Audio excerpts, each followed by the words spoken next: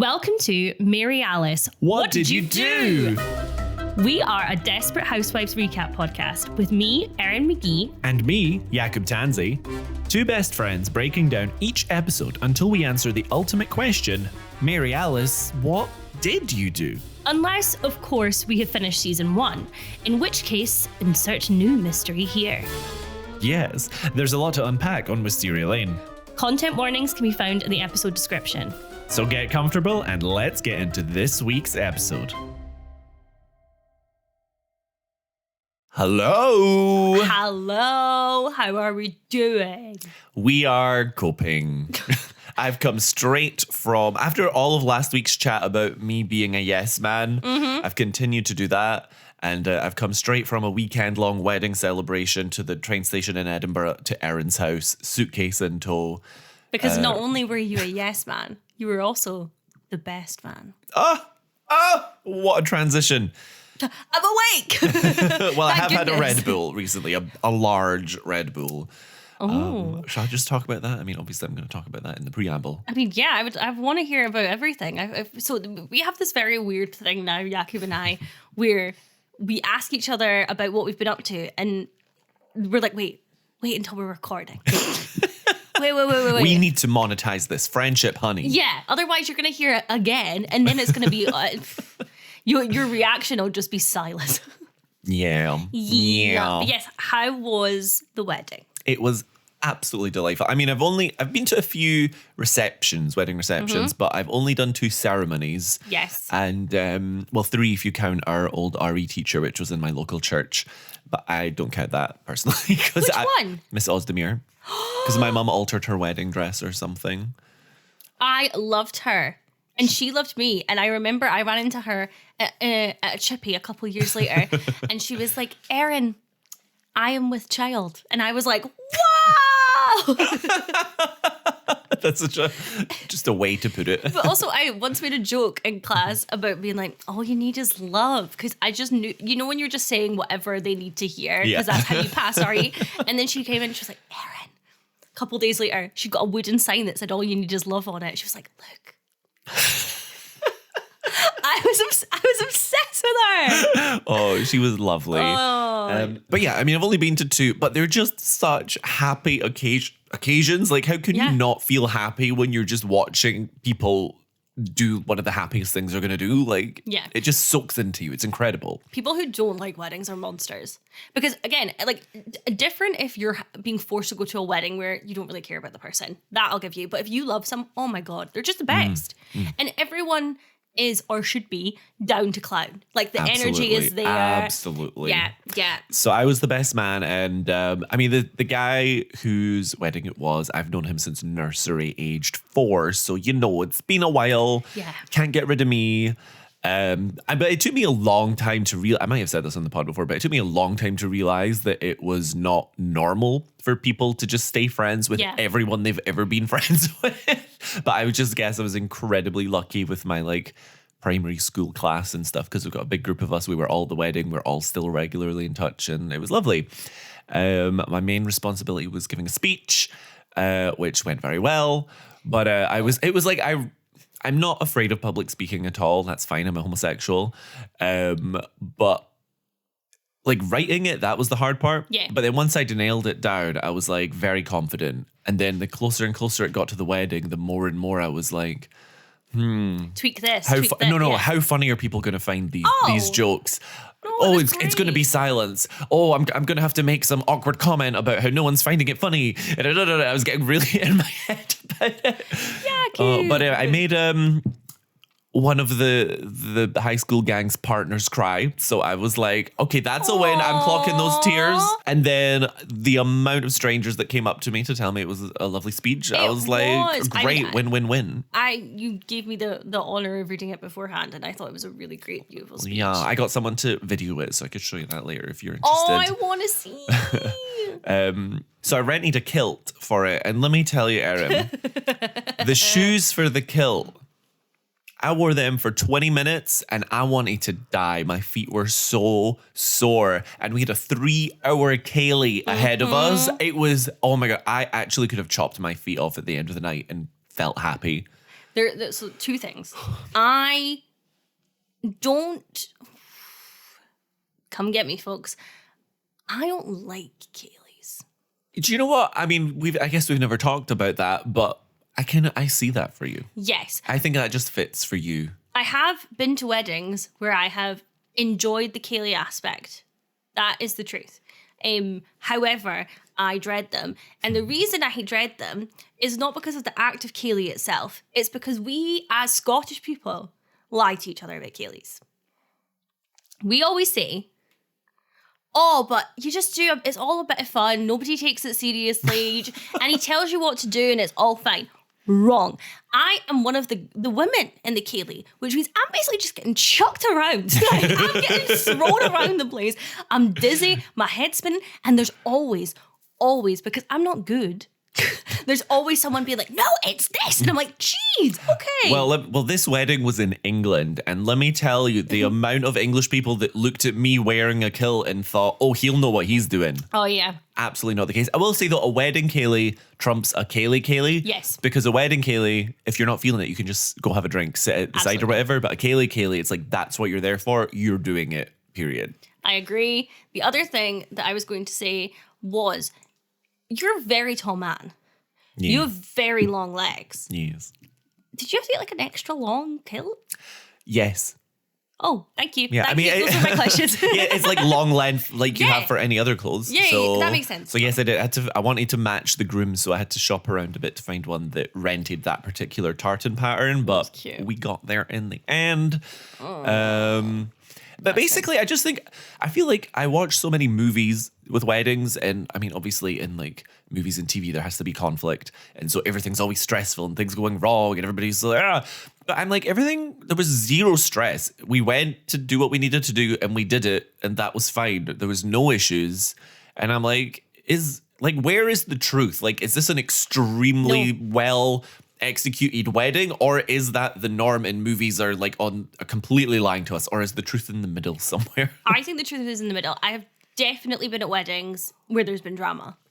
Like multiple instances of drama, and it just usually stems from a very dramatic person. It's never the bride or groom. It is always someone else who's just not able to cope with the fact that the day is not about them. Oh my goodness. But how have you been, baby? I've been good. I've been loving life with my little kitten. And last night was my niece's 21st birthday, which makes me feel physically ill. It makes me feel ill that my niece is 21. We had a merry time. Even Rory was up dancing. We had like a whole bit, which I really enjoyed, and I love doing this because, you know, Gen Z think millennials are cringe, and that's fine. I like to really lean in and be like drunk aunt and uncle dancing. Yes. And also, I learned something. I asked my niece about this, so this has been peer reviewed. I was dancing in the group. They were like, get up, Auntie Erin. I was in the group with all the 21-year-olds. Minimal movement dancing. Minimal. I would dare say what we used to call like the club wall men, who are like at the side with a drink. Yeah. Who are kind of swaying a little. Yeah, and I was going, what's going on there? And then I woke up this morning and I was reflecting on it. They're constantly being filmed.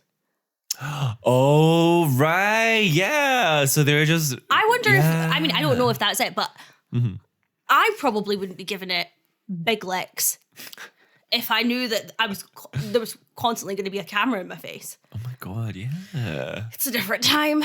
Different time. I'm so glad we grew up when we grew up. I know. And if anything, I would have loved to be a little bit older right now.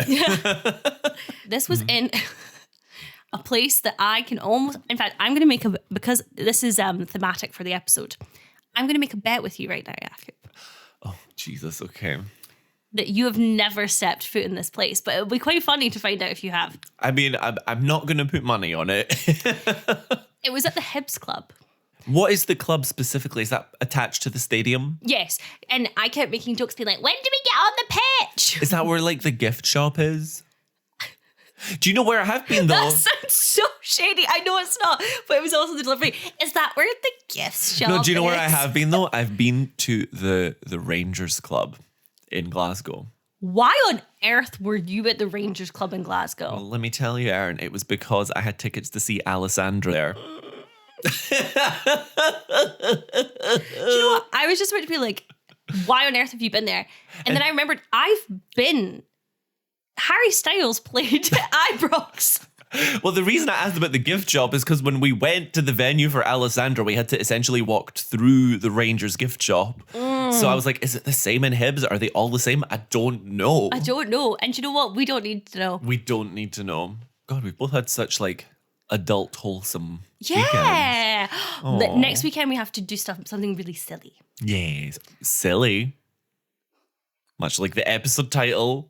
Silly people.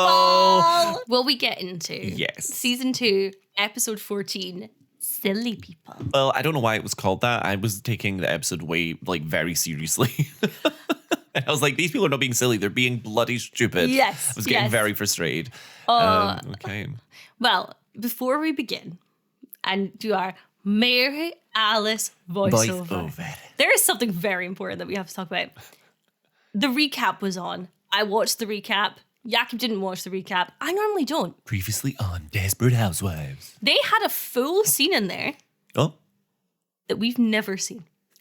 What? They had a full scene in there where Susan is being spoken to, and it's like, because again, it's not addressed in the episode.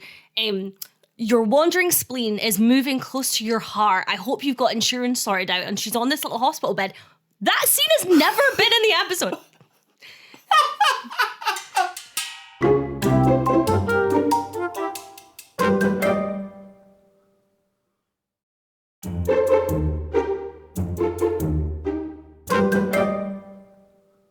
Mary Alice voiceover tells us that... When did we start doing that? I'm loving it though. Let's keep it up. Let's keep it up. So once a month, the creme de la creme of Fairview society would attend a luncheon at the home of Jane Lynch, aka Sue Sylvester from Glee, aka Maxine Bennett on Wisteria Lane. Great name. Excellent name. And we see Bree, a couple of recurring extras from the country club scenes, and some new forgettable faces at a fabulously proper lunch. Mary Alice tells us that everyone loves these get-togethers except for our gal Bree, who simply doesn't believe that Maxine is able to pull off all these incredible meals single-handedly. As she samples Maxine's delicious pudding, she prods and kind of tries to get to the bottom of it, but Maxine goes hard with the humble bragging about her hosting abilities and even suggests that Bree just isn't as organized as she is.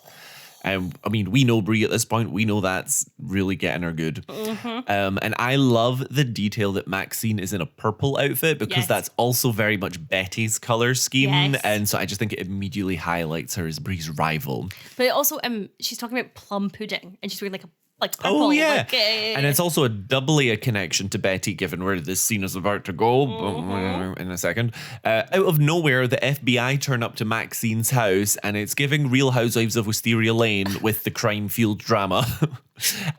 Because as it would happen, Maxine has also been keeping someone locked up in her home, much like Betty. Yes. She's been keeping a Chinese lady named Xiao Mei, essentially using her as a slave to cook up all of these amazing meals. Yeah.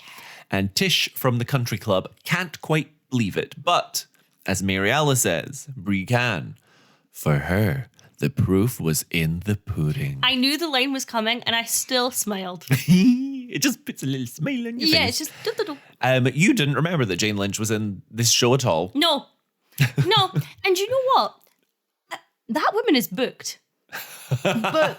She should, and whenever I see her, I am always shocked. And I always forget she exists in shows that aren't Glee. Yeah. And then she's in Criminal Minds. She showed up in something really random recently. And I was just going, what's her thing? Maybe I should read Jane Lynch's IMDb credits. Well, for me, I think when we were recapping season 1, for some reason, I had her plot line and Maisie Gibbons' plotline mixed up in my head. So then when actual real Maisie Gibbons showed up and we got the whole thing with Rex, I was like, wait, where's Jane Lynch? Where is Jane Lynch? Whatever happened to baby Jane Lynch? I guess she was acting in something else. She was so busy. I have her IMDb open right now because I'm going to find the example that I was talking about if it kills me. Wow. I'm going to get carpal tunnel from scrolling. This woman is in everything. Good for her. And some weird, like a lot of animated stuff.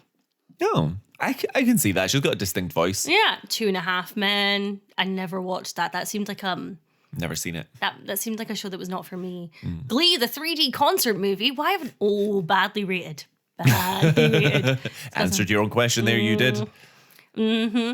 I just have a permanent... Oh, she was in Mrs. Maisel, which I loved. She plays a really funny, like, the whole shtick is that she is a really famous woman comedian, and she's like working class type of lady, and then Mrs. Maisel goes to her house, and she's actually super posh, and it's all a persona. Oh, okay. It's wild. Interesting. Wild. Interesting. Oh, should we go for a classic theme song? I was thinking, Watch Me for the Changes. What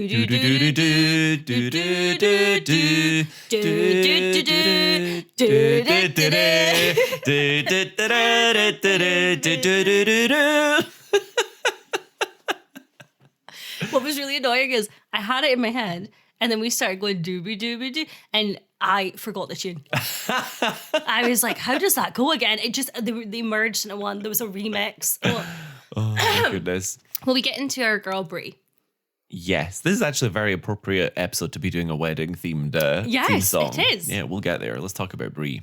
So, Mary Alice says that the world is filled with unlikely friendships. We see an old man and a young man playing chess in the park. We see a postman and a dog. We see, I guess, the only way I can describe it is a very formal woman and a very informal looking man. Odd pairings which to the casual observer make no sense at all. But if we look closer, we can see why these alliances form. After all, a shared purpose can give even mortal enemies common ground. Which is a great time to show us Susan and Edie together. Excellent. The bridges have mended. And don't get me wrong, they definitely did this so the ending of this episode hits harder. Yeah.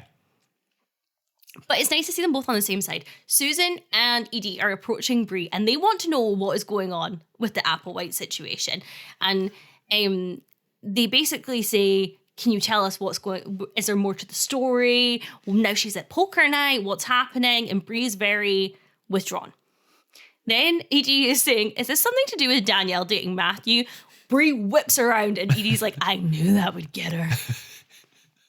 Because Mrs. McCluskey has seen Matthew and Danielle macking in the park. Furthermore, Edie elaborates later that Danielle had Matthew's hand down her top. There's a lot going on.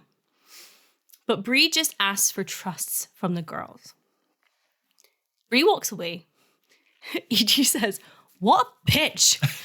And then Susan looks at her and she goes, I was sugarcoating it. It's so good. It's excellent. This episode to me feels like a return to form of Edie. It's very season 1 Edie, and that brought me a lot of joy. This is actual Edie in all of her entirety. And you know the whole like conspiracy theory about Avril Lavigne being dead and she's been replaced by someone? This feels like they've gotten rid of the clone and let the original out to play again. Just for the day. Just for the day. I also think Bree's coat might be my outfit of the week. It's a really good coat. coat. The deep green with her red hair. It's just such a powerful combination. She's just so powerful. Mm-hmm. Oh. So in the next scene, Bree is naturally mad at Danielle for spilling their family secrets to the Applewhites and tries to punish her in the most cruel way possible by telling Danielle to stop brushing her hair. It's so funny that I made jokes about her brushing her hair and being like 888, and that is exactly what she is doing. It's like she's taking away an NPC's purpose in a video game. The sources of all her powers. So she tries to sort of impress the seriousness of what Danielle has done, and pointing out that Andrew could go to jail if Betty talks to the police, etc. And a very also Bree. I mean, I And don't Bree, know yes. why they're kind of sugarcoating that. They faked the car being stolen and everything. I think that Bree is. It's clear to Bree that Danielle doesn't really care too much about Bree at the moment. So she's trying to appeal to Danielle a bit like differently, I guess. But a naive Danielle essentially suggests just go to Betty to kindly ask what's going on with Caleb, essentially. And she'll tell you everything if you're just nice to her. What would happen if you just called Taylor up? Like, what? And Bree is genuinely shocked and probably a little disappointed that Danielle really believes that would work. It's so funny because she seems disgusted by Danielle's idiocy. Like, That's the right word. I was going to say confused, but disgusted is the correct answer. She truly just is like, oh my God. So trying to give her daughter the best chance in life, Bree tells Danielle about how her stepmother used to say she was very lucky for possessing beauty and wit and cunning and insight, weapons that all women need to survive in the world. Danielle does not get the point Bree is making, who is simply telling her to take good care of her looks. Take good care of your looks, Danielle. You don't have any other weapons at your disposal. I laughed so hard, but at the same time, I would run away from home if my mom had said that to me growing up. It's so harsh, and I actually vividly remember quite a lot of this episode, but I think that's just a symptom of the previous episode being my most watched, and probably I've watched the few afterwards just in the same run anytime I go to watch random episodes. So I've probably seen these couple episodes a number of times. Yeah, I think we forget a lot that I think overall throughout the course of the show, this is a sweeping generalization, Bree is a much better parent to Andrew than she is to Danielle. 100%. And we're not really getting into it yet. And a lot of these lines are kind of played for laughs. But actually, this is a horrendous thing to say to your And daughter. conversely, I would say Danielle is a better child to Bree than Andrew is. Yes. We'll get there. Yeah, big time. Bree sees the Applewhites leaving. And she is plotting. Because she just has copies of keys to the entire lane. All organized and labeled in the most Bree fashion possible. It's gorgeous. She's used a great font. She's got little tags on each of them. Not very secure though, so I would worry if a burglar got there. It's like, great, I've unlocked the cheat code to the whole neighborhood. Also, would Edie had to have made out with Paul? Couldn't they have just gone to Bree's house and got the key to Mary's house? Maybe this is Bree's little secret. Maybe this is Bree's little secret. But what's really funny as well is I paused it and I enjoyed just generally the choice of which characters had surname labels and which characters had first name labels. So we had Gabrielle, we had Edie, which I thought was interesting. Because again, we get the sense this is an old cabinet. Welcome to my analysis of this 2-second shot. It's giving Mike's detective cabinet from season 1. Because we see Rex's car is one of the labels on them. So we get the idea that this is an older thing, especially because a lot of these people are deceased. There's a label for Huber, which makes sense because Edie was the only person who called her Martha. Everyone else called her Mrs. Huber. And I just thought that was interesting. Bree comes into the Applewhite house and she meets Caleb, who comes downstairs. She says that she's a friend of Betty's and she's heard all about him, so wanted to visit. In true Bree fashion, she has brought baked goods. And it is canon that Caleb has a sweet tooth. Yes, it is. Okay, so we cut to a little later. Caleb and Bree are at the kitchen table and Caleb is enjoying the food she's brought as she looks through a photo album, I guess. Yeah, which is so intimate. Again, she's broken into the house and she's looking through the childhood scrapbook. Well, I mean, by breaking into the house, she's clearly willing to cross boundaries at this point, so that doesn't surprise me. She's there for answers. She's going to do what she needs to do at this point if she's going to go that far. True, but what's weird as well is, and I genuinely don't remember, you might, because this season to me is a blur.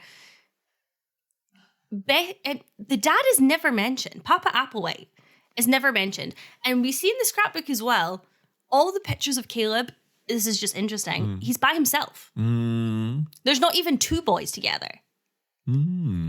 Just... Yeah, I mean, again, I'm not a pause and analyzer, so I didn't clock any of that. But we do know... Yeah, it is interesting. We do know that he's alive, though. Because we had the whole scene where Betty's like, why did you lie and say that your dad was dead when he's not? Oh, right. Yeah. Interesting. Where is Papa Applewhite? Season 9. Make it happen. Okay. So Bree is trying to get some answers, and Caleb makes the passing comment that Bree is very pretty. Mm-hmm. Essentially, Caleb shows Bree his previous accommodation, i.e. his basement prison cell, which absolutely horrifies Bree, obviously. Rightly. And asking why Betty would chain him up, he implies that he killed Melanie Foster, and then comments that Melanie was also very pretty like Bree. And I guess the editing is trying to make Caleb seem more dangerous. Yes. That's not going to fool me, babes. No, we know he's a sweet angel. And also it's like, I understand that it's like Bree feels threat. Yes. But Bree's not watching it. She's in it. So I felt like the editing that way was like not adding anything. I think, well, what does make sense to me is that once again, Bree displays zero survival skills. This is a woman who was engaged to George. She's like, yeah, sure, I'll get into the dark basement with a man that I don't know. Who broke into my friend's house and for all I know tried to attack her. Yeah, for all she knows tried to attack her and in her head caused a miscarriage. And she's just, I'll come with you. I'll go down there. I think, though, it's her mothering instinct kicking in because from her perspective, she's doing what she needs to do to protect Andrew from jail. Yes. And so that kind of pushes her further than she would. And she does seem quite maternal and like concerned for Caleb. Again, showing more maternal instinct towards Caleb than Danielle. Truly. It's wild. This scene is great. This arc in the episode, I think is really well done. And it's only really well done because Alfre Woodard and Marsha Cross Phenomenal, sell it. once again. They and they just will sell continue to be every week. Betty comes to Bree's door. Bree invites her in and offers her a drink. Just a note, Bree drinking again. Betty has a great delivery of, this is not a social call, Bree. Loved it. Betty is getting ready to threaten Bree about what would happen if she tries anything like this again. But Bree is smug, brings up Melanie Foster, says, I'm going to pour you a drink now, Betty, because we're going to have a very honest discussion, and I think you're going to need help getting through it. I love that at this point, they've revealed themselves to each other, and so there's no masks. Yes. There's no fake politeness. It's like 1v1 me right now. The entire Applewhite arc has just become interesting. Yeah. Why didn't they do, like we were saying last week, why didn't they extend this in some way? It's fascinating to watch these two together. Ugh. Yeah. So then we see them at the kitchen table. Betty's got her drink, which she probably does need, to be fair. And Betty reveals the truth as she knows it to Bree, starting off by sort of kind of appealing to Bree's mothering nature, I guess, and explaining that Matthew used to date Melanie Foster and that they were very on and off. Right. And one night, Caleb convinced Melanie to meet him at the lumberyard, which Betty presumes she agreed to on the assumption he was bringing an apology on Matthew's behalf. Does that make sense? Yes, but why are we meeting people at the lumberyard? I don't know, maybe they lived near a lumberyard. Maybe that's where all the cool kids hang out after school. Kids hang out in weird places. That's true. So when they met, Caleb told Melanie that he loved her and that if he was her boyfriend, he'd never break up with her. But supposedly Melanie laughed in his face when he said that he would be her boyfriend. And so Caleb tried to show her he was serious by kissing her, which led to her hitting him, and it essentially escalated until Caleb picked up a nearby axe and killed her. Apparently, this whole description, I'm like, this is a lot of detail for something Betty was not present for, but Yes. she's describing it in like cinematic detail. But it's also, who told her this? Yeah. Because it doesn't seem like Caleb's account of things. A lot of it feels like assumptions that she's made. Yeah, basically Betty says that Caleb doesn't remember much of what happened other than getting very angry. I think the assumption I've made here is that Betty has built up an image of what happened in her mind over the years. And so she's thought about it for so long now that well, I guess it's not been that long, but like, you know, it's been a significant period of time that she's thought about it for so long that that's just the truth to her now. I think she's Occam's razored it. She's gone, well, he was there at this time. He doesn't remember. She showed up dead. This must be what's happened. Even though it seems like he's never been violent before. I know that he does remember being violent initially to her. But it's just interesting because it's the first time we have very obvious doubt, I think, over the story. I think that whoever directed this episode, I should look it up, did a stunning job with it. This scene in particular, there's a phenomenal acting choice done by Betty with the crying, I thought, and the eye contact. So usually if someone's telling a story and they're uncomfortable, they're looking away.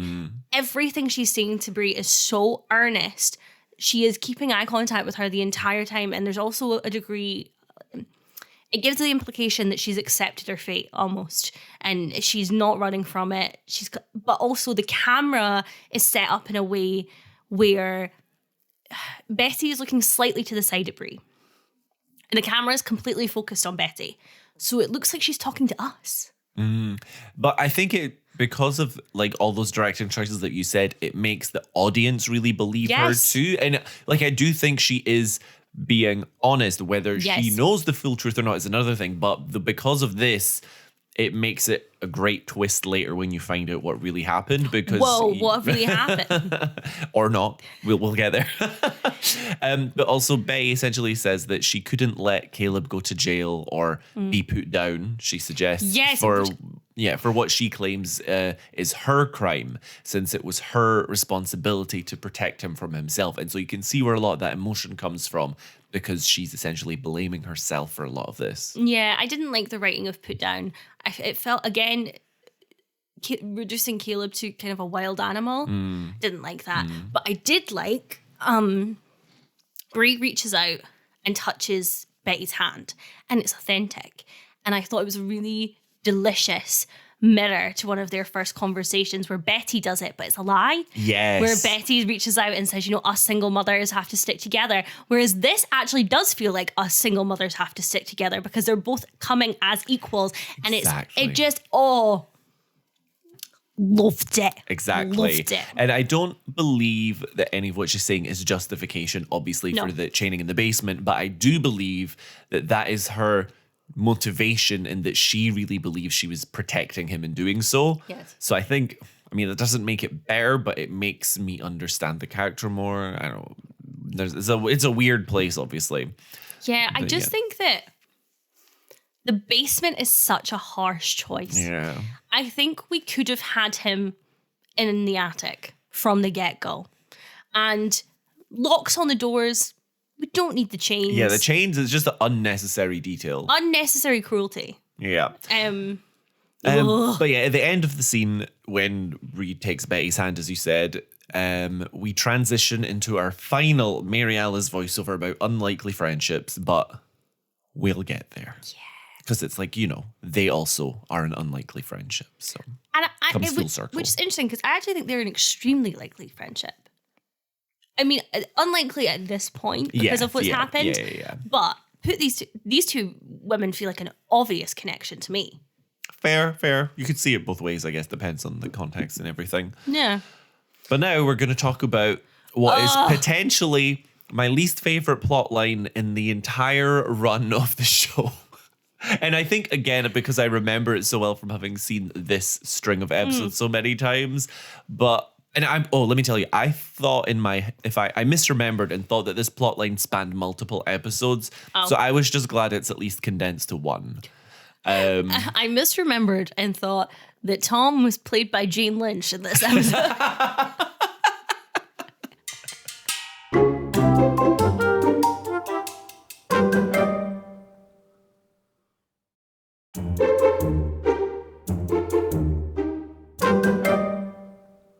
Tom approaches Lynette and gives fake affection. Now, I'm already mad. I'm already annoyed. He's basically peeing on her to mark his territory so that Ed gives him an easier time. So that means when he came over and gave her that affection, it was for Ed, and it wasn't real. It was inauthentic. It bothered me. Okay, I feel like we're likely gonna disagree on this, but I will say I hate this plot line. I don't hate Tom in this plot line. I hate Ed in this plot line, but we will get there. But I'm not mad at Tom in this plot line. I was mad at this. You know, Okay. he asked, he's having a hard time, fitting in the office place, and he one time asks Lynette for help, and she's like, well, I can't really help you here. Yeah. And he's like, cool, okay, I'll deal with it by myself. And I think that's fine. Nah. Anyway, so Tom says that he wants Ed to give him an easier time because all of his pitches are being passed on, which makes complete sense because we know that Tom's pitches suck. Because he's not good. He has some mid-level charm, and that's it. That's all the man's got. Tom wants Lynette to support his ideas. To which I thought Lynette was going to say, but your ideas are terrible. Cut to Tom pitching a pig cannibal. Yeah, the idea bacon. wasn't bad. What wasn't good, to be fair. Like, It does not go well. he's not doing himself any favors. Lynette then mentions another pitch he said last night, which, by the way, don't believe. I believe this is Lynette's. And it leads Tom and Ed to bond over being fraternity enemies, ? This entire plotline to me is, I don't understand straight men. Same. That's probably why I hate it so much. Episode title. I don't understand. We don't understand. We don't Erin and understand. Jakub don't understand straight men. I don't understand. I don't get it. Oh my God. But yeah, they kind of realized they were both in rival fraternities when they were younger. And I mean, this whole plot line is definitely why I've always said from the beginning that Ed gives frat boy energy. Yes. And also, I don't know. Tom does have frat boy energy. But I don't have a good understanding of the whole Phi Kappa. Alpha I mean, we probably have the same understanding, which is just from movies. Well, I watched the amazing TV show that was terrible, Greek, which was set in it. Oh, Jakub, what a time I had. Anyway, I don't understand, but eventually Ed invites Tom to lunch. I feel like it was just them going, wait a minute, you're dumb, I'm dumb. We should be friends. But again, this in some way feels like not character assassination, but this doesn't feel like the Ed we know. Well, I feel like the initial Ed was a little bit more this way. And then they were like, actually, no, he's pretty solid. And then, yeah, we've been flip-flopping with Ed a bit. I think Ed is there to serve the plot. Ed is not there to have his own personality. I think Ed has a twin. And they alternate. Quite possibly. There's Ed and there's Fred. This is a Fred episode. This is Fred. Because Fred... Big Fred energy. Ed and frat. Fred the frat boy. Fred. Anyway. Yeah, okay, we're on the same page. Oh, thank God. So in another meeting, Ed, Tom, Lynette, and some workplace extras are in the office meeting room waiting for a call to come through. And while they're waiting, Tom takes what looks like an M&M kind of candy and throws it up, catching it in his mouth. Ed bets him $200 that he can't do it 3 times in a row with Ed throwing the M&Ms. I'm just calling them M&Ms. Lynette is not happy about the lack of professionalism going on, but essentially is ignored and they go ahead. Tom catches the first 2. Honestly, pretty impressive. Like, as an isolated thing, I certainly could do that. Yeah. But do you know, I've never, ever caught anything in my mouth that someone has thrown or that I have thrown. I just can't do it. I've never been able same. to. That's why I was impressed. Patreon episode, I'm throwing things at your face, you're throwing things at my face, and we're seeing the M&M Olympics modded edition. Stop saying M&M, they didn't sponsor us. Big M&M. Big M. So Tom catches the... I was about to say, do you think we can at least get one of the M's to sponsor us? Sorry, I should have said that while you were drinking. If we are maybe the lesbian M&Ms. Have you seen them? Is that the green one, the Lisa Rinna one? I think it's the green. Is it the green and the brown one? I've got a picture in my head of the brown M&M with glasses on. We can look into it later. A bonus episode, deep dive into the M&M lore.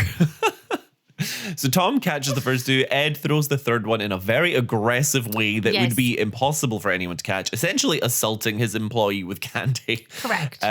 He gives Tom the money anyway and calls Tom his monkey man, essentially initiating this kind of series of hazing scenes in the office. Relating to the frat, I assume. Yeah. And look, obviously, Tom wants to be liked and prove himself in the office, and it's established that they both have this fraternity background, so it's probably familiar behavior to him in a way that feels somewhat normal, I'm guessing. It's giving eat egg. No, we're not getting into that right now. It's giving eat egg. But it makes me deeply uncomfortable. Again, probably because we don't understand straight men. But ultimately, and this is why I'm not mad at Tom here, ultimately, Ed is in a position of power. Tom is at least 2 rungs lower in the chain of command here. And he is essentially taking advantage of Tom as the newbie who is desperate, for approval. And I hate it. I'm not mad at Tom in this moment either. I'm not really like... Well, this is the whole plot, though. It's just Ed being a horrible boss. Yeah, I think I'm just agreeing with you. Okay, I thought you were saying earlier you're not a fan of Tom in this plot line. No, I didn't. I just said that I didn't like that you did the fake affection. I was like, I'm already mad. Lynette is interrupted at work by some insane cheering from co-workers. And Pat, the receptionist, lets Lynette in on the scoop that Ed has bet Tom that Tom wouldn't eat a donut out of a toilet. Pat's getting a real kick out of it. I imagine she can't wait to tell her entire gaggle of children when she gets home. And there is a delay in the event happening because Tom requests a scrub down of the toilet. Lynette is like, hey, what the hell are you doing? And Tom is being it's just a bit ridiculous. It's just a bit ridiculous. Lynette is saying, Ed is getting off on humiliating you. This is not okay. Also, I mean, she doesn't say it in the episode, but I would be so angry with Rory about this if Rory were doing this. Wouldn't care about the boss aspect of it at all. I would say, you begged me to help you with, to let you apply for this job. And you are a reflection of me at work right now. Why are you doing this? You're making yourself and, as a result, me look ridiculous. Like they know that they're married. It's weird. So this is why I was here. Tom does not listen to his wife in any way. But he's also not doing anything to his wife that she's mad about. You don't think that boy, when he gets a disease from the toilet, is going to make Lynette take care of him? I think that's the thing that annoys me as well when I was observing the previous scene. This isn't enough for me to score Tom down. But watching Lynette has finally escaped temporarily parenting 24/7. And then she's thrown into this dynamic of Ed and Tom where she is once again parenting little 5-year-old boys. And this is what Lynette was worried would happen. This is why Lynette didn't want Tom there. Because it would mess with everything. And this little piece that was hers. I think Lynette was valid to be worried about Tom working at the company. I don't think this is what she was worried about. I think this was kind of out of left field. I think that she was worried that this little piece that she had, she'd gained respect there. She was seen as an equal there. And she had a piece of life that was just hers. And she was worried he would take it. And that's kind of what he's doing. Oh no, that is the end of the scene. Well, we're not finished the scene because you've skipped over what was potentially my quote of the week. And it is purely from the delivery from Pat, the receptionist, when she tells Lynette what's happening and then she looks at Lynette and says with such glee, "Isn't it disgusting?" It's just the way she says it really gets me good. I like to think that Pat is leaving the Mormon church, and this is her kind of, oh my God, this is how people who aren't Mormon live. They just eat donuts out of toilets, and they're it's so crazy. free. Yeah, it's crazy. Oh my goodness. So Ed calls Lynette and, quote, toilet boy into the conference room to start their meeting. Lynette is clearly annoyed and says to Tom that he's not allowed to complain, but I don't think he was anyway. And then Lynette wants him to stand up to Ed, but Tom says it'd be a sign of weakness and that this is how guys do business. And this is obviously a different situation, but that did make me think about in season 1. Yes. When we had the 1v1 with Lynette and Maisie Gibbons, and Lynette was all for fighting it out like men. Just something worth noting. Obviously, she was not referring to eating donuts out of toilets at that time, but you know, little connection there. Yeah. Lynette, naturally being Lynette, decides to take matters into her own hands and talks to Ed herself and basically asks for a more professional working environment. Yeah. Extremely fair. But because they decided to make Ed unlikable this episode, he's Fred. Fred, sorry. He's just assuming that Tom's too chicken to confront him himself. Someone went running to mommy, didn't he? It's such an eye roll moment. But again, it's like, I will say, Lynette is mommy in this scene. Yeah. She looks so hot. When she's like, are you scared, big boy? Like, oh my goodness. Lynette essentially takes herself down to their level and plays by their rules, asking Ed what he needs her to do in order to quit all the BS around the office. And I don't mean this in a good or bad way, but this is just such an extremely Lynette move. Yes. The way she's like, do you want me to come into work naked? I'll do it. What do I have to do here? Yeah, it's a weird one. So we see everyone in the office has gathered. Ed gets Lynette booed by everyone when mentioning that she is trying to get the workplace back to a professional space. There's a little bit of like mob mentality, I think, going on. He has challenged her with, and I'm quoting here, intestinal fortitude, which is eating a pound of raw bacon. Now, this isn't like Wagyu grade beef. Is that not potentially poisonous or something? I think so. In fact, let's look it up. Highly discouraged due to the risk of foodborne illnesses, including toxoplasmosis, trichinosis, and tapeworms. I'm glad we don't go further down that plot line. It can cause vomiting, diarrhea, and stomach pain. I mean, we knew that. We knew that. Hey, that's just me on a good day, babe. I know. This disgusted me for so many reasons. For a start, I don't do cold meat. For seconds, I don't eat bacon. Truly Erin's horror movie. I was like, this is a horror film. The sound that the bacon was... I was going to throw up. But I'm really not good with like food challenges and things like that. Watching them on TV. There's always like on Love Island and stuff. It makes me gag. Tom enters the scene and is like, hey, don't do this. And Lynette pushes back and Tom says, okay. And I liked that. I liked that she was like, look, this is something that I have to do. He said, fair enough. Took a step back like that. I feel like that's an exact mirror of the start of this arc when Tom's kind of like, can you help me with this? And she says, nope. And he's like, okay. Well, you can think that.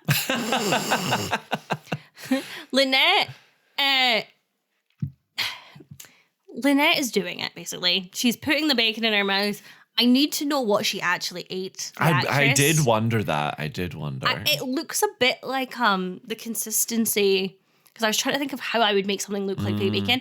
Do you remember the bubble gum that used to get in like sheets?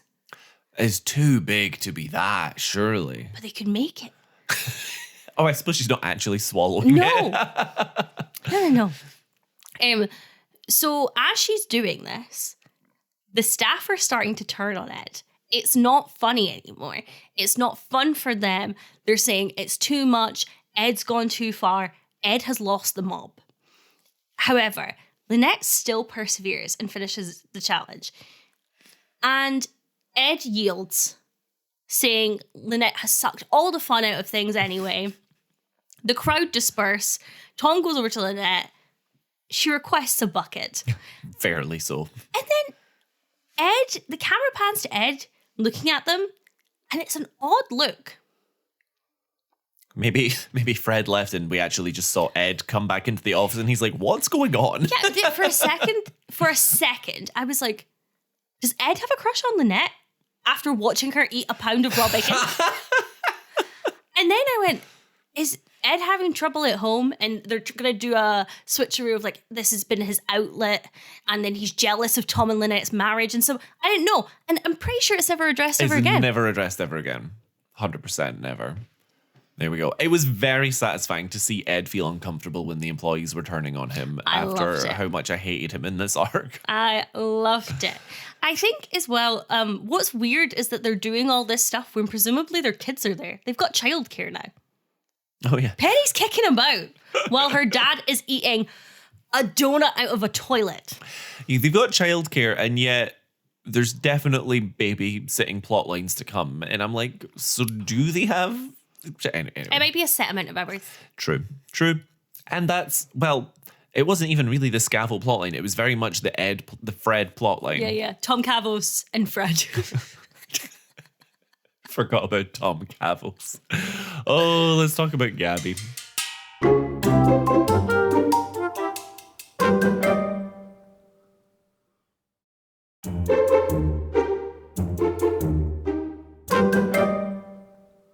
Just a quick caveat on this arc. I'm not liking the word slave being thrown around. Yeah. I'm addressing that now.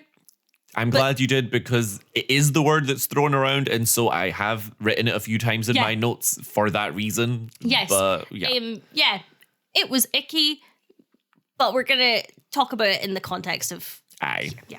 So Gabby comes home to find Father Crowley and Carlos talking. The church is hoping that they can take Xiao Mei, Maxine's former prisoner, until they can arrange for her to travel back to China. Gabby, being the selfish person that she is not excited by this idea, but Carlos, being the charitable person he's trying to be, agrees to having a house guest. Just so you know, spoilers, folks, Carlos is going to get a very bad rating for me this episode for one very specific thing. I can't wait till we get there. Oh, I'm trying. Well, I've obviously forgotten, but I'm sure it'll come to me when we do. I really enjoyed Gabby the second she sees Father Crowley. She says in a really weird way, kind of like, hello, as if to go, what is it now? I was obsessed when Gabby pulls Carlos aside to argue against this whole thing happening, and Carlos tells her that she's the kind of person who would have turned away Mary and Joseph at the inn. Yeah. And then Gabby says, well, they should have called ahead. I did love all of it. Fantastic it was interaction. Very funny. Gabby comes home to Xiao Mei and is being offensive. Then the conversation turns as Gabby sees that Xiao Mei has repaired one of her couture outfits with couture-like quality, and Gabby is very impressed. Then Xiao Mei takes her through to the kitchen, where she has made an insane, giant spread. And in some ways, I think it's because Xiao Mei is thankful to have left that situation. She's also used to making all of these desserts, but it also does feel in a weird way kind of like love bombing. The other thing that is crazy to me, and it's so stupid, but all of this is for Gabby because there's definitely eggs in all of that, and Carlos is allergic to eggs. So I feel like anytime we see Carlos eat anything for the rest of the show, it's going to be like, there's eggs in that. Call an ambulance. Call Angela Bassett from 911. Oh my goodness. How would you love bomb someone if that was your intention? What am I trying to get them to do? Or just...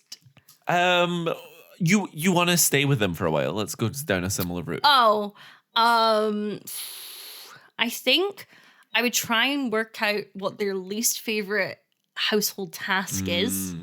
You just want it to be like things, you want to leave the impression that things have gotten easier since they've been here. You don't want to have made anything harder. So you can't have dishes, you know? Yeah. You'll do some cooking. You're not going to leave things in random places and you're not going to change things. Don't come in and start changing where things are or whatever. Absolutely. What would you do? I'd probably be like, hey, I've got this great board game collection. You guys have access to this anytime, baby.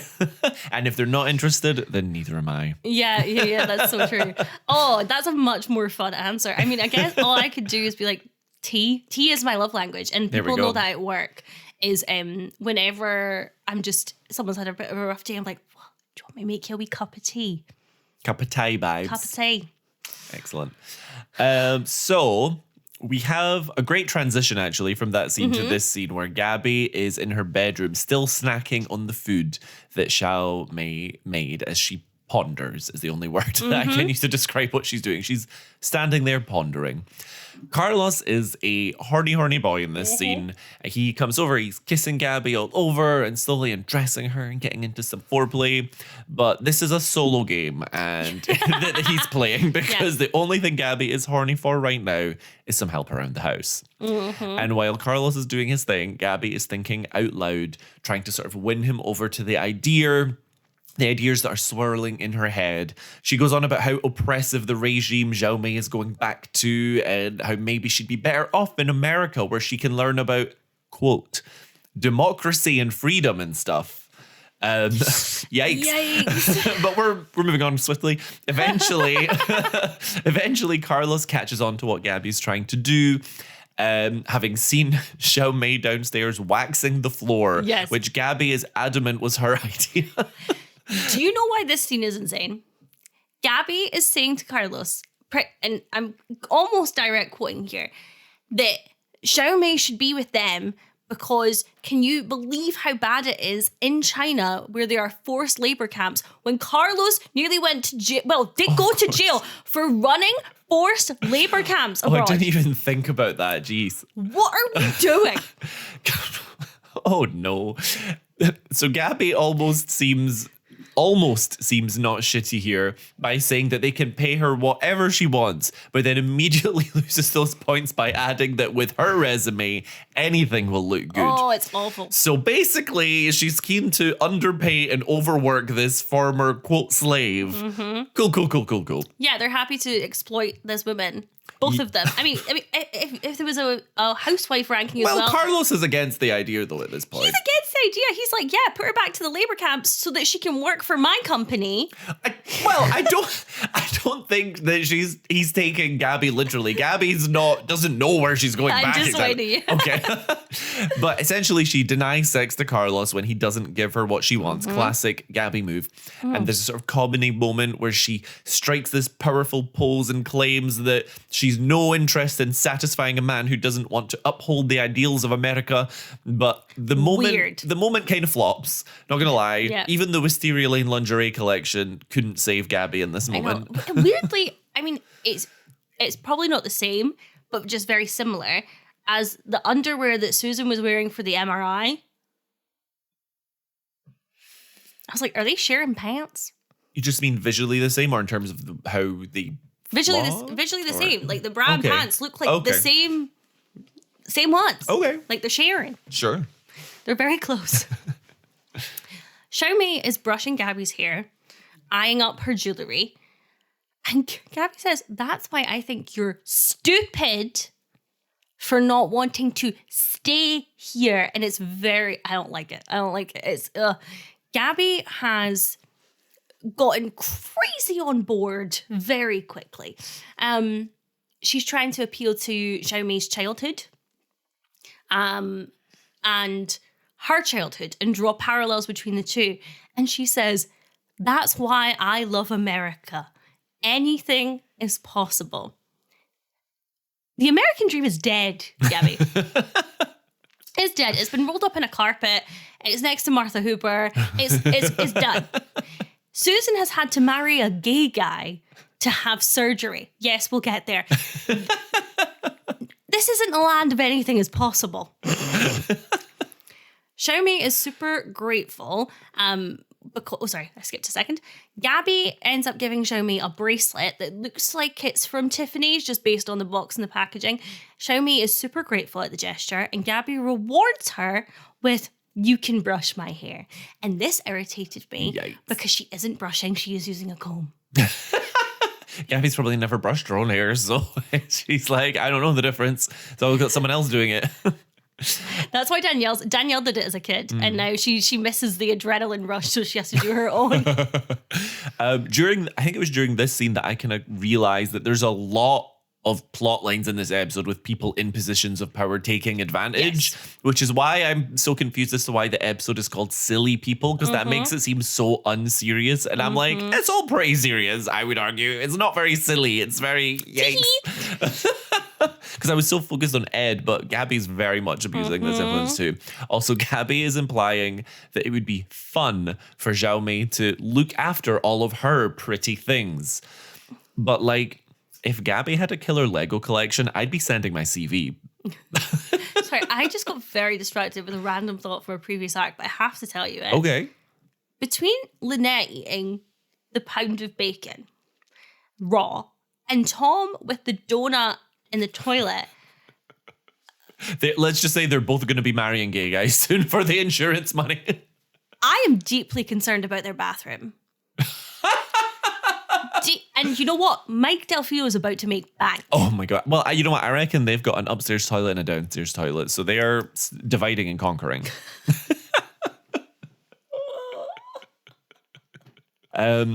The Solices are now saying goodbye to Xiaomei, and Gabby is literally crying when she leaves, and it did make me laugh.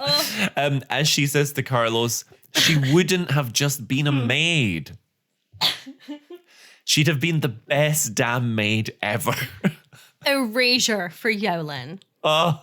And I'm actually very surprised that they haven't gotten a new maid after Yowlin. Yeah, actually say. Well, it was probably initially because they couldn't afford one when Carlos was in jail and stuff, and I guess they got used to it.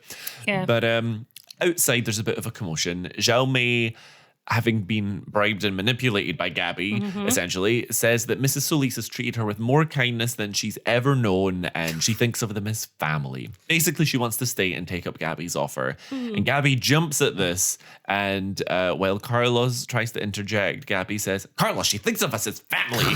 And that did make me laugh, I'm not going to lie. That landed a lot better than the American Dream bit. Oh, yeah. And also, Gabby's hair is stunning in this scene. So Xiaomei did an amazing job because I couldn't stop staring at it. I was like, this is so good. I hated her hair in the little bump it, which was very of its time, from the kind of lingerie scene. This hair, stunning. There we go. If there's one thing about Gabby, Gabby's going to get her way. Yeah, pretty much. And that's kind of her whole deal. That's her whole thing. So I'm surprised that Carlos is surprised.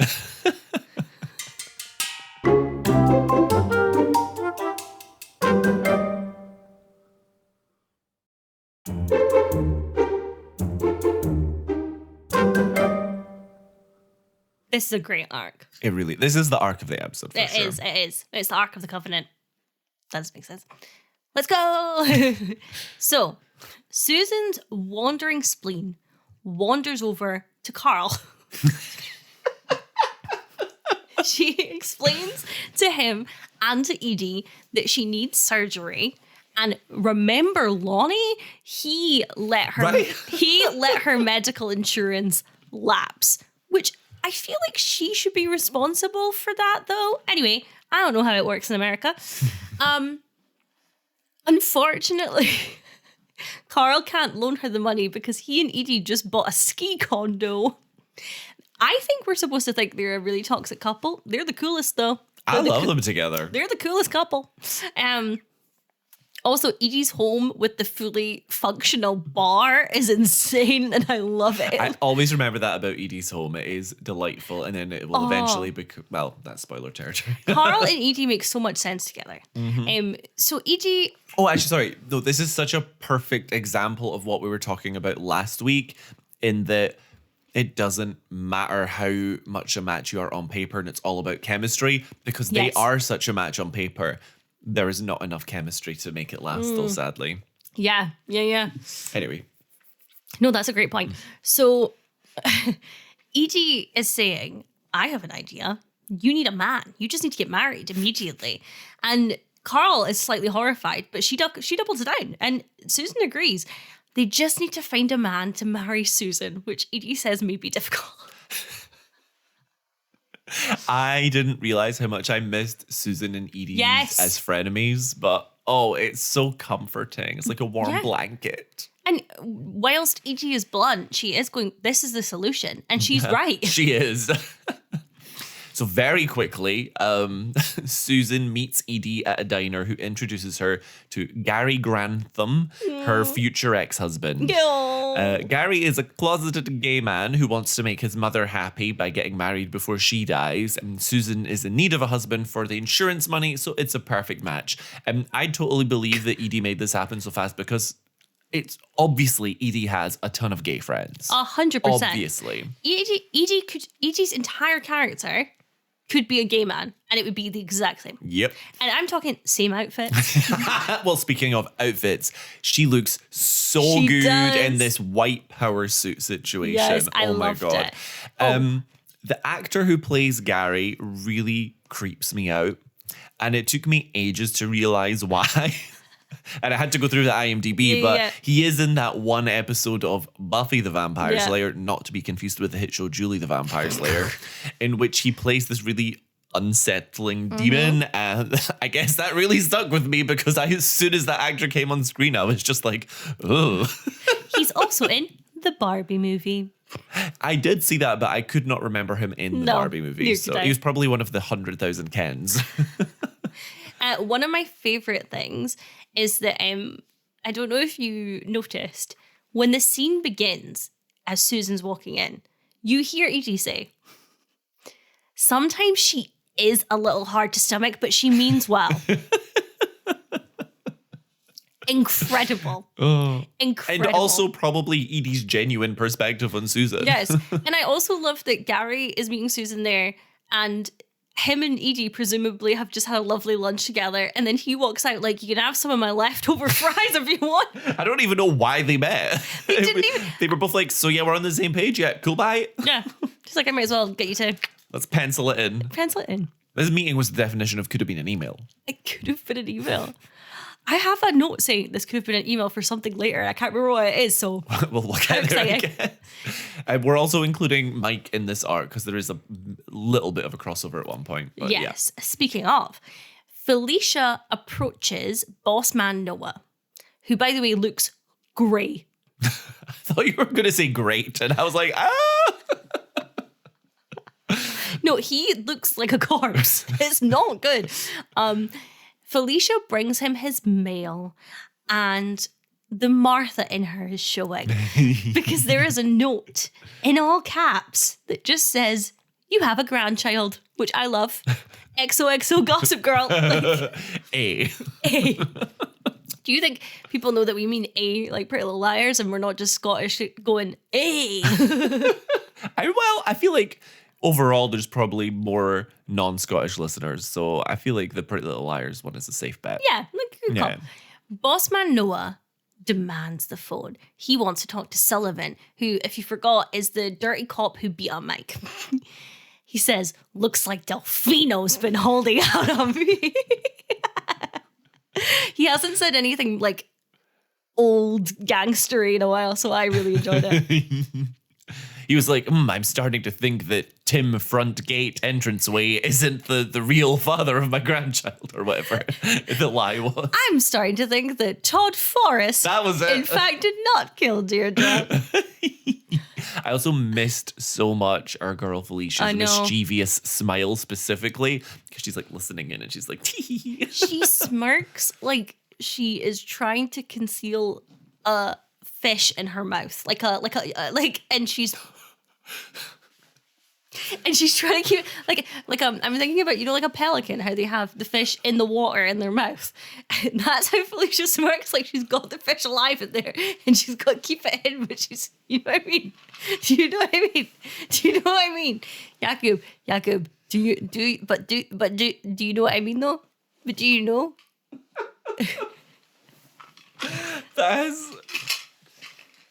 That was something. Okay. That was I don't know how you come up with this stuff. Oh my goodness. I wish I knew. I mean, I wish I knew that was the analogy I was going to say when it was coming out of my mouth, but I was as surprised as you were. It was just my brain was losing it trying to picture that. Anyway. Anywho. So Susan later decides to tell Mike that she's getting married. Given their history, and honestly, it really made me have to think hard about where we're at with them. Yeah. Because we haven't had any scenes between the two of them for so long. But also, it might have just been a few episodes ago, but because we're on break, it feels like ages. Yeah, I think, have we seen them together since the bowling? But in any case, Mike assumes that it's Jim Ron she's getting married to. because Mrs. McCluskey, she's out here gossiping. I would have thought it was Ida. Yeah, but she's friends with Ida. So I reckon Mrs. McCluskey heard it from Ida. Yeah. And she's passing it on. But in any case, Mrs. McCluskey told Mike about the doctor. During this conversation, Sullivan... Does he say it's Mrs. McCluskey that told them? I don't remember, but that's what I put in my notes. So I'm going to say yes. I thought you just said, oh, people talk. You know what? I might have gone to write that I assume... Oh, I literally did. I missed that. I literally wrote, I assume Mrs. McCluskey told him about the doctor. And I just was skimming. I really like the idea that Jim, Ron, and Susan were having like a goodnight kiss on the doorstep and Mrs. McCluskey's giant lights come on. Dun-dun. I'm so sad those lights weren't kept. Do you know what I would love if in like a random season 4 episode those lights came into play in a big way? There's this thing going around right now that I have to tell you about where there's like a HOA meeting. Mm-hmm.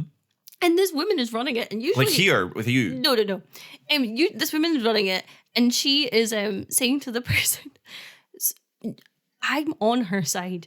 She's explaining that he's installed these lights outside her house and outside his house, and she's going, we're a warm light community. You've gone for cold lights, and she says, "They're 5,000 Kelvin." See, that's funny to you, but I work with lights and Kelvin and stuff a lot. Yeah. So I'm just like, yeah, that makes sense.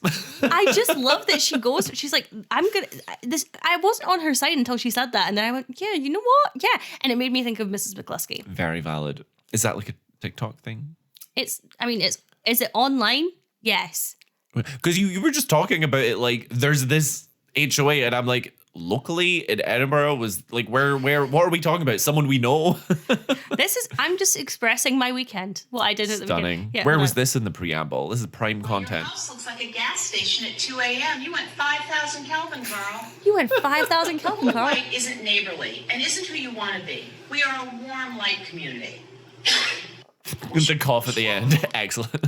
I will be saying, you went 5,000 Kelvin, Carl.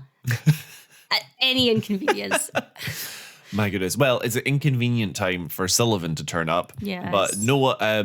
But Susan leaves because she doesn't know who this man is. Yeah. She's never seen this man in her life. No.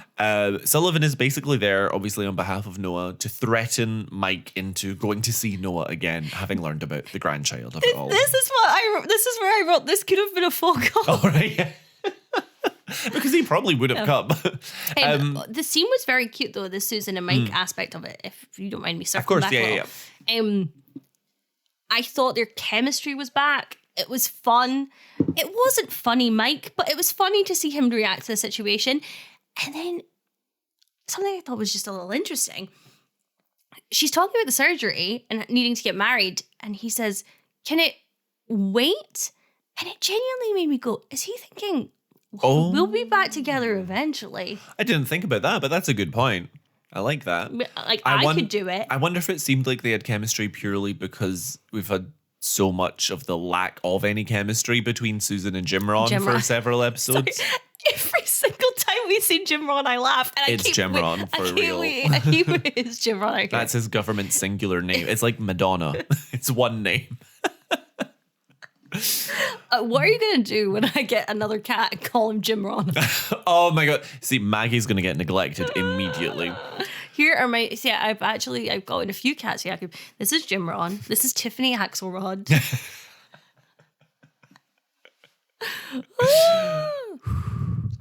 So throughout Sullivan's threats... he's saying that he'll have to investigate who the grandchild might be himself as Mike doesn't cooperate, and that maybe he'll start by paying Julie a visit. And honestly, good luck. I want that episode of Julie the Vampire Slayer so bad. Good luck to him. It'll be the last door you ever knock on. I don't know if we ever see Sullivan again, so... Monster of the Week. Defeated. Hell yeah. Oh. Susan pulls up to her wedding. And she looks adorable in her dress, by the way. I thought it was really cute. I didn't like it. Did you like it? I did think it was befitting of the venue. in the context, but I didn't like it. It was on theme. I thought it was cute. Susan meets Gary's best man and life partner, Stephen. And it's character actor Michael McDonald. I don't know what else I know him for, but I did kind of recognize him. He's Wayne in Cougar Town.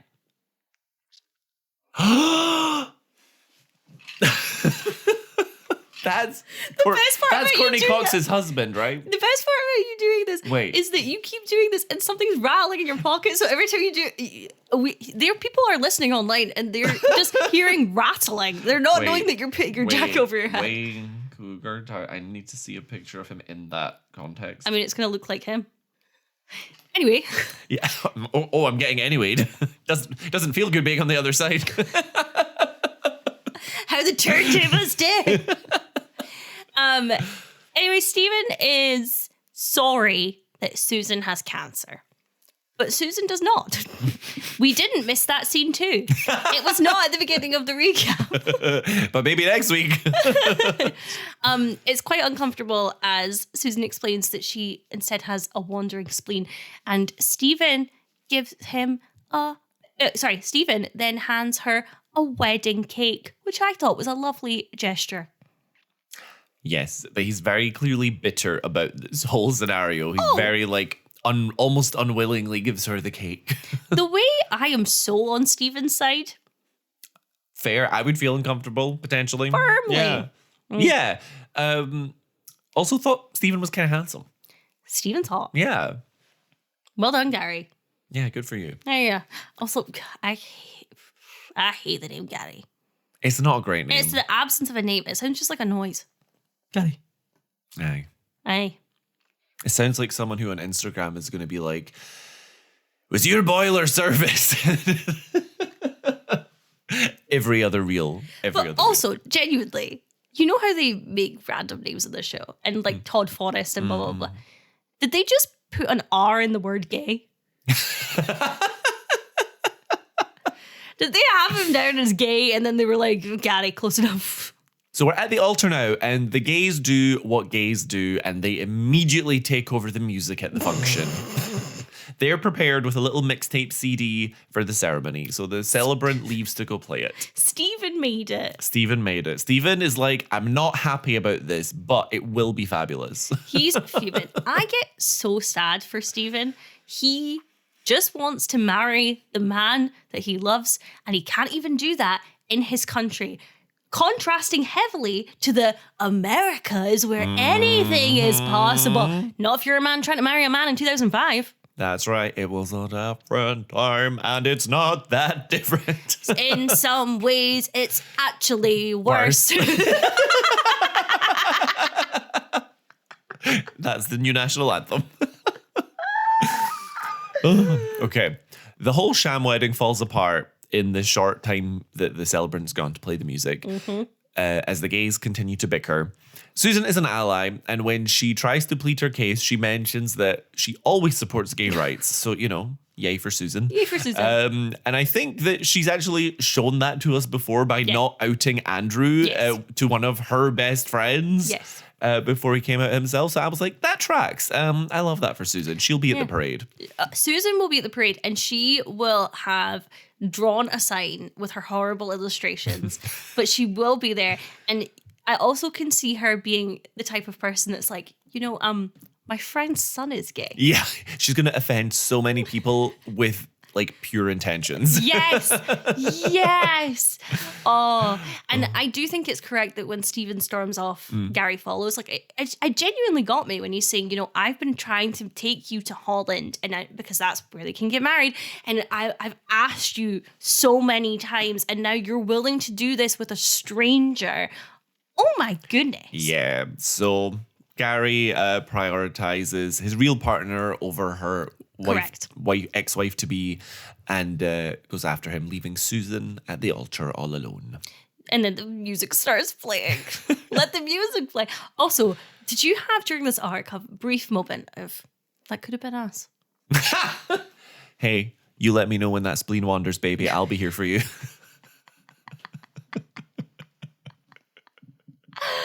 Oh. Susan is eating her wedding cake on her doorstep, which, by the way, crazy thing to do, no? Imagine that I go out into the street on purpose to sit on my step so I can eat a wedding cake looking sad. Well, people won't know it's a wedding cake. They're just going to assume it's a normal cake. And I think in the lane, it's not uncommon to hang out on your porch and do stuff. I know, but I'm like, she sat on... I just think it's weird. Maybe she's being a bit attention-seeking. I think it's a little bit attention-seeking. Yeah. Because cake is not something you want to eat outside. Yeah, but you've also said that the only thing you'll eat on the move is a sausage roll. So I don't know how valid your takes are.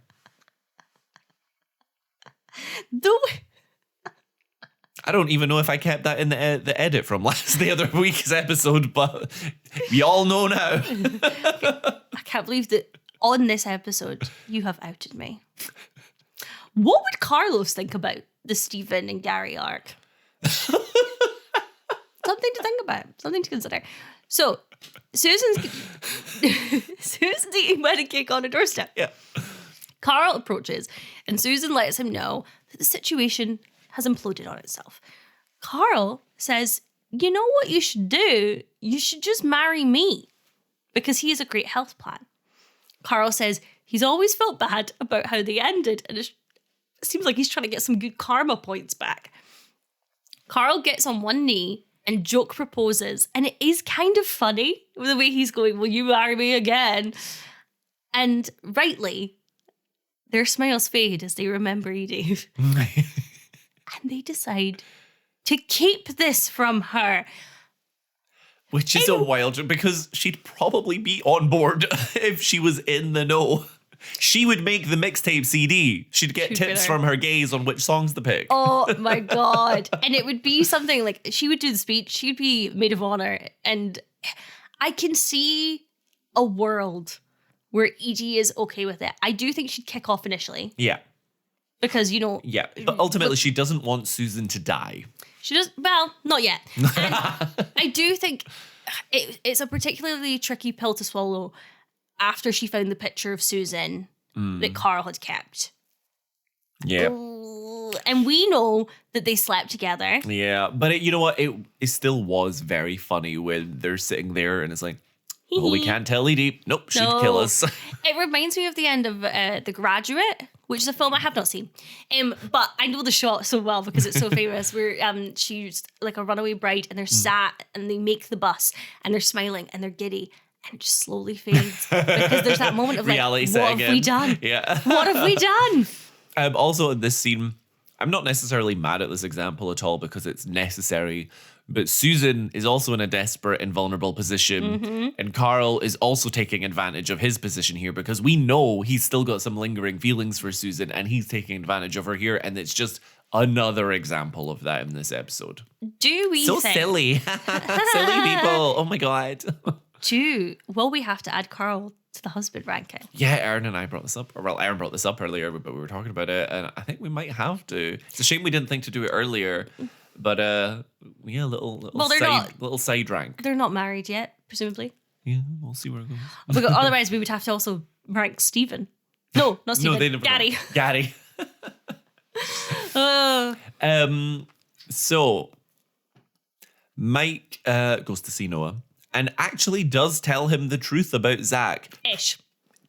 Well, probably. I just wrote probably because he was exhausted of lies. He couldn't come up with any more. It was too much for his brain to think of anything else. But what does he say that's not true? I don't remember. It's what he's leaving out. He's not saying that the kid is Mike's. Oh, right, yeah, sure. He's completely omitting the fact that he is living right next to his biological son. But the information that he does give is true. Yeah, but it's still... Yeah. Well, in any case, Noah demands that Mike brings Zach to see him, which Mike tries to resist, but eventually agrees to once Noah threatens to use Sullivan to force him in. Yeah. Also, Felicia is lurking and she's buzzing that her plan is coming to fruition. What do we think her motivation is here on exposing this? Well, I was thinking about this actually, and I really just think that she has one pure motivation and it's to avenge her sister. So I think the only thing Felicia wants is for Paul to suffer, basically. And I think that's not going to happen until Zach learns the truth. I just feel like Martha and Felicia primary motivation is to put them in situations where they get to write notes. They love a note. They love a note. When Noah threatens to use Sullivan, he suggests that he'll use Sullivan to take out Paul or something. Yeah. And I'm like, that's when Felicia's buzzing. She's like, that's what I want to happen. Anyway. Mary Alice voiceover. Woo! The world is filled with unlikely friendships. How do they begin? With one person desperately in need and another willing to help a hand or lend a hand. And we see Xiaomei fixing Gabby's dress. When such kindness is offered, we're finally able to see the worth of those we'd previously written off. And we see Edie and Carl playing on a bike and they're adorable. Okay, but my question is, do the actors for Edie and Carl have stunt doubles? Because that looks really difficult what they're doing. I was like, wait, is that for real? All I could think about was Emily on the bike as a kid crashing into the camera. And I'm like, they had that incident and then they let people do this? Yeah, what is with this? Because they've also had Nicolette Sheridan. Is her name Nicolette Sheridan? Yes, it is. Sorry. For a second there, I thought I'd said Toni Collette out loud. But yeah, they have her like rollerblading and all sorts. Oh. Anyway, sorry. No. And before we know it, a bond has formed regardless of whether others can understand it. And Lynette watches Ed and Tom ladding. Yes. But she has like this like little smile of almost like acceptance to whatever is going on there between the straight men. Absolutely. She's like, I think because it's behind glass as well, it's very looking at animals at the zoo. She's observing. Yes, unlikely friendships start up every day. No one understands this more than the lonely. In fact, it's what they count on. And we see Caleb observing Matthew and seeing him and Danielle kissing. This monologue at the end didn't make sense to me at all. This last Mary Alice voiceover, I was like, what is this? Unlikely friendships start up every day. No one understands this more than the lonely. In fact, it's what they count on. I think what she's trying to say is that, well, lonely people struggle to make friends, so they rely on, because they don't have someone to naturally draw to, so they rely on like some random unlikely friendship in order to make a connection. Yeah. I don't like the implication with Caleb, but I understand the point she's making. It just feels like not relevant to Caleb. I think Mary Alice has had some Bloody Marys. And she doesn't even know what she's saying. She's just like, yeah.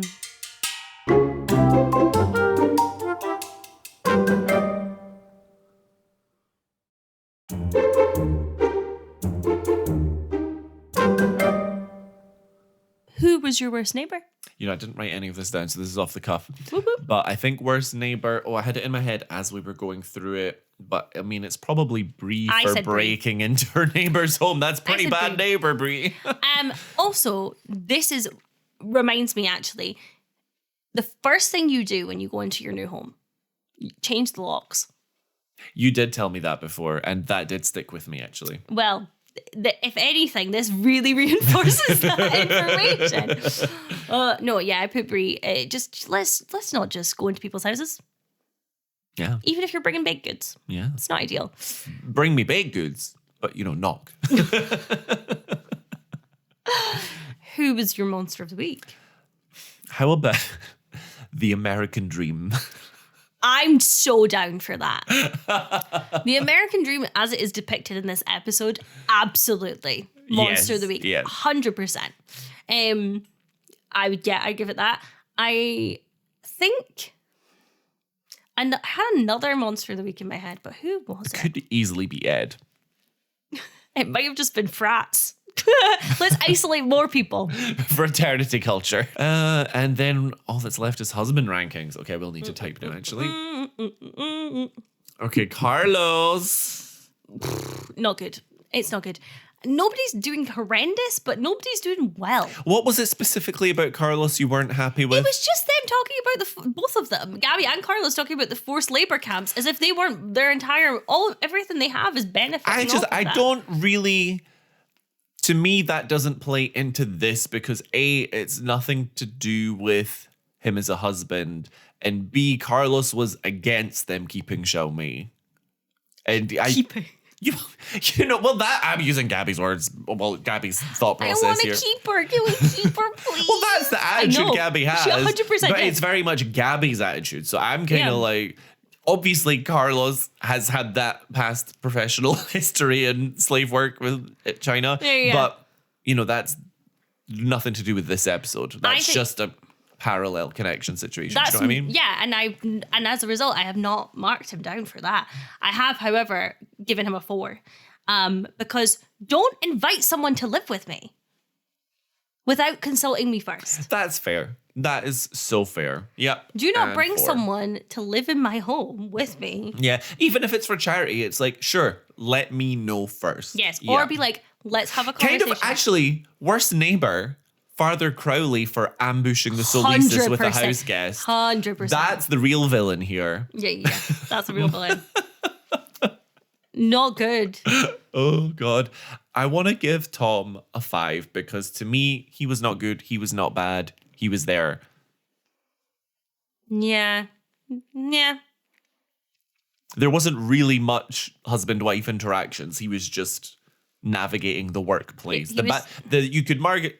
We marked him down already for worming his way into Lynette's work so life. I'm like, That was last week. Yeah.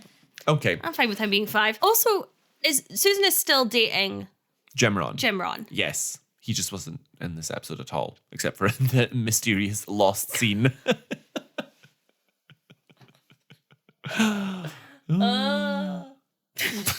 I think that's a sign that we're done here. Yeah, I'm done emotionally, physically, mentally. I have a dead leg. I've not been home since Friday, guys. I gotta go, babes. I've got to go pick up a lasagna. That does sound pretty good. Yeah. Well, thanks. All right, well, I'll see you next week, Erin. Yeah, well, as long as you remember to stay desperate. Thanks for listening to this week's episode. Be sure to check out our Instagram for visuals, behind the scenes content, and more. You can find us by searching for Modded, that's MEWDYD. Or just search for Mary Alice, What Did You Do? This podcast is brought to you entirely by us, Erin McGee and Jakub Tanzi. If you're enjoying the show, don't forget to leave us a review. It really helps us out. Join us next time for another episode of Mary Alice, What Did You Do?